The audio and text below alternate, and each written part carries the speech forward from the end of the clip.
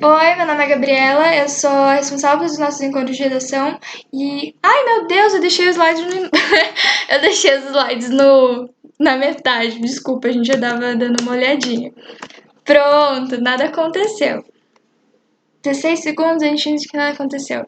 E a aula de hoje vai ser sobre as 5 competências do Enem. Ai, que spoiler, acontece. O Enem, ele vai ter 5 critérios avaliacionais, então... De acordo com o seu desempenho em cada competência, o corretor ele vai julgar a sua nota. Por que é importante saber essas competências? Não é importante decorá-las, tipo, a competência não se trata de tal coisa. Mas conhecê-las ajuda na hora de elaborar a redação, porque você sabendo o que eles vão pedir, ou melhor, o que eles vão procurar dentro da sua redação, você também sabe o que oferecer, mas de uma maneira bem desprendido, não precisa decorar nada disso, só ter um conhecimento, uma lembrança do que se trata. A competência 1, ela tem a ver com demonstrar o domínio da norma culta, da diferença entre a escrita e a fala e do conhecimento de uma estética do texto disserto argumentativo. A competência 2, ela tem a ver com entender a proposta de redação e utilizar para isso, para desenvolver a redação, vários conhecimentos que você tem, que você forma ao longo da sua vida. Então, é o repertório, a bagagem que você traz para o dia da prova. A competência 3, ela tem o foco não, mas ela pede que o candidato demonstre conhecimento em selecionar, relacionar, interpretar informações, fatos, opiniões em defesa do ponto de vista. Então, aquilo que você vai utilizar para fundamentar o seu argumento, a competência 3 ela vai focar se você consegue fazer essa seleção, se você consegue relacionar, interpretar, pensando em defender a sua tese. A competência 4, ela vai exigir que o candidato demonstre conhecimento dos mecanismos necessários para a construção do argumento, para a estruturação deste argumento. E a competência 4, que a gente já falou, a competência 4 não, a competência 5, que a gente já conversou no vídeo sobre a proposta de intervenção, tem relação com a elaboração da proposta de intervenção.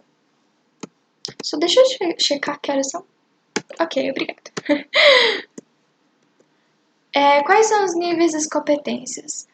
Cada competência, ela vale de 0 a 200. E ela é dividida em 7 classificações. Então, a primeira, que é quando o aluno atinge nenhum ponto, é desclassificado. Quando ele atinge 40 pontos, é considerado precário, 80 pontos, insuficiente, 120 pontos, mediano, 160, bom e 200, ótimo. É importante saber disso? Não, mas eu achei importante falar. Assim, vocês têm conhecimento, mas não é importante saber disso, principalmente ficar pensando, ai meu Deus, acho que eu consegui um bom. Até porque não tem tempo pra isso na hora de fazer redação. Mas é legal saber. Alguém buzinou bem forte. Como é que a sua nota ela vai ser calculada? A sua redação ela vai passar por 2 corretores. A média das notas que eles deram vai formar a sua nota final. E acho que também é importante conversar um pouco sobre quais serão os pontos cobrados em cada competência. Então, na competência 1, você vai ter... Olha... Desculpa, mudou. A competência 1, você vai ter a escolha do registro.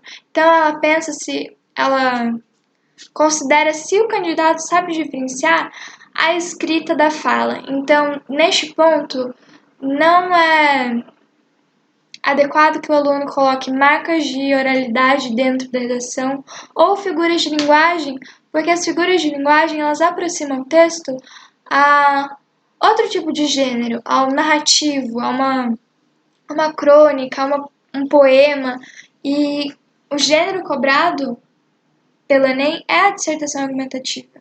Então, essa competência ela tem esse caráter. Também é cobrado nela a estrutura sintática, que é a construção de períodos e alinhamentos em parágrafos, pensando que na dissertação você vai ter a introdução, os argumentos e o desenvolvimento. no Enem a proposta de intervenção. E também vai cobrar a precisão vocabular. Então, o aluno colocou um entretanto. Mas fazia sentido ser um conectivo adversativo? Ah, não, mas fazia mais sentido se fosse um conectivo de adição, como um ademais. Nesse sentido, a precisão vocabular. Não é importante de escrever rebuscado de um jeito pomposo, mas é importante se fazer entendido e de maneira clara. Também é importante prestar atenção na pontuação, na concordância, no paralelismo sintático. Então, se for falar que, se for falar que todos têm direito à educação, à cultura e ao entretenimento. E, acho que eu fiz entendida, né? Acho que vocês também já devem ter entendido. E também pensar na acentuação, na ortografia, na regência, na gramática normativa, respeitando a estética geral da redação do ser argumentativo. Na competência 2, ela vai cobrar a compreensão da proposta. Então, o aluno entendeu o caminho que os textos motivadores exemplificavam, qual que era a orientação que ele devia seguir. Então, também vai cobrar que seja um discurso impessoal, mas que você não se baseie no senso comum, tendo uma opinião sobre o que você está escrevendo. Também vai exigir a obediência ao gênero de certa argumentativa e a presença de um repertório sociocultural e a mobilização de outras áreas do conhecimento. Então, é aqui que você vai fazer uma parceria com a história, com atualidades, com alguma matéria que você viu na TV, alguma coisa que você viu no Twitter e que repercutiu. Que entra o que você traz para a prova. Na competência 3, que aqui tá 1, ai meu Deus, a gente finge que aqui é 3, se eu até colocar a seta aqui, ninguém descobre, eu escrevi errado. Mas a competência 3, ela cobra a ordem lógica, a progressão textual e o encadeamento de ideias e a coerência discursiva dentro da redação. Então aqui se você conseguiu fazer uma unidade de sentido na sua redação. Então, ok, na competência 2 ela vai cobrar se você conseguiu desenvolver outras áreas do conhecimento. Mas, no texto ao todo, esses argumentos eles fazem sentido? Então, fez sentido colocar história? Não está algum parágrafo jogado? As informações dos parágrafos não estão jogadas? É nesse sentido que a competência ela cobra. Então, uma ordem lógica. Ela começou introduzindo e foi articulando, uma progressão textual, um encadeamento de ideias. Então, olha, aqui ela colocou um argumento contrário e depois desestruturou ele ou afirmou que era falso, explicou o porquê, nesse sentido. E uma coerência discursiva pensando que o que você está trazendo, ele pode ser encontrado na realidade, que é um fato verídico, que é um fato concreto. Então, nesse sentido, procura-se a organização do seu repertório, na competência 2, o repertório em si, e aqui a organização dele dentro da redação. E é aqui que você também vai ver os indícios de autoria. Então, conseguiu articular este conhecimento com o que o aluno acredita, de uma maneira impessoal, sempre, mas pensando na sua opinião, querendo ou não, ela vai ser expressa de maneira impessoal, mas ela vai estar lá. E é aqui que você vai notar os indícios de autoria. Isso vai ficar mais claro no vídeo seguinte. Eu até troquei a ordem, que aqui fica uma leve introdução. E no próximo vídeo a gente vai falar sobre as marcas de autoria, que são muito importantes. A competência 3, ela fala sobre isso e dá um up na nota. A competência 4 é se você conseguiu estruturar essas informações, pensando de uma maneira mais rígida, não na lógica das ideias, mas conseguiu articular isso no papel, faz sentido, dá para entender o que essa pessoa está falando nesse sentido. Então procura-se uma sequência, uma coerência do texto, uma interdependência entre as ideias. Então conseguir articular neste parágrafo ela tem 3 períodos. Os 3 períodos eles têm uma relação, mas faz sentido a divisão que foi proposta. Então, o tópico frasal, a relação com o fundamental, o argumento que fundamenta, como, por exemplo, podia ser uma fala de Aristóteles, faz sentido a ligação entre eles, mas eles sozinhos também fazem sentido, é nisso que a competência vai cobrar. E pensando também na unidade de sentido ao todo, mas não na ideia, mas sim na leitura. Períodos interligados por uso de conjunções, aqui que vem aquelas tabelinhas, sabe? Que os professores costumam entregar. Se quiser, eu posso colocar aqui uma tabelinha. Vou colocar na próxima aula o slide de uma tabelinha. Mas não é importante decorar, só por. Isso aqui é bonitinho, vou começar a usar, quem sabe, né? Períodos interligados por uso de conjunções, conectivos, preposições e outros recursos linguísticos. Aqui vai pesar bastante isso. O recurso linguístico que você usou para compreensão da sua ideia. Um vocabulário diversificado e sem repetições de palavras na mesma língua em linhas subsequentes. Conectivos introdutórios em cada parágrafo e períodos para formar a sequência das ideias. Uma coisa que eu não falei sobre competência 2 e eu me lembrei a competência 1 é que ela também vai cobrar a divisão silábica.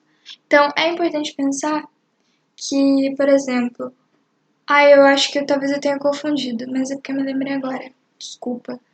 Mas é que ela também vai cobrar se o aluno conhece divisão silábica. Então, parou na, divisão, na linha de baixo. E o traço, ele precisa estar na primeira linha. Então, divisão, traço.